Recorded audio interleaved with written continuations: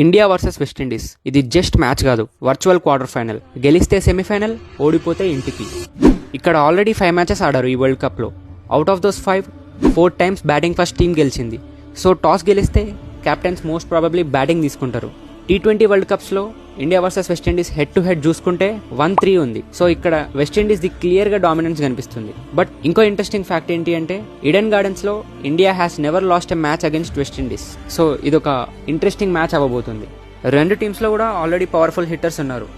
So batting fire power నాకు ఈక్వల్గా కనిపిస్తుంది. అందుకే నాకేమనిపిస్తుంది అంటే bowlers gonna make the difference అని అనిపిస్తుంది. నా ఎక్స్ ఫ్యాక్టర్ ఈ మ్యాచ్కి వరుణ్ చక్రవర్తి. మిడిల్ ఓవర్స్లో వెస్టిండీస్ మొమెంటమ్ని ఆపడం చాలా క్రూషియల్. అండ్ ఎలాగో తను కేకేఆర్కి ఆడతాడు కాబట్టి ఈడెన్ గార్డెన్స్లో తనకి చాలా ఎక్స్పీరియన్స్ ఉంది. అండ్ ఆ మిడిల్ ఓవర్స్లో వికెట్స్ పడితే ఇండియా సైడ్ మ్యాచ్ షిఫ్ట్ అవుతుంది. నాకు పర్సనల్గా అనిపిస్తుంది ఇండియా బౌలింగ్ స్లైట్లీ స్ట్రాంగర్ ఉంది కాబట్టి మోస్ట్ ప్రాబబ్లీ ఇండియానే గెలుస్తుంది. సో మీరేమనుకుంటున్నారు? ఇండియానా వెస్టిండీసా? కామెంట్స్లో చెప్పండి.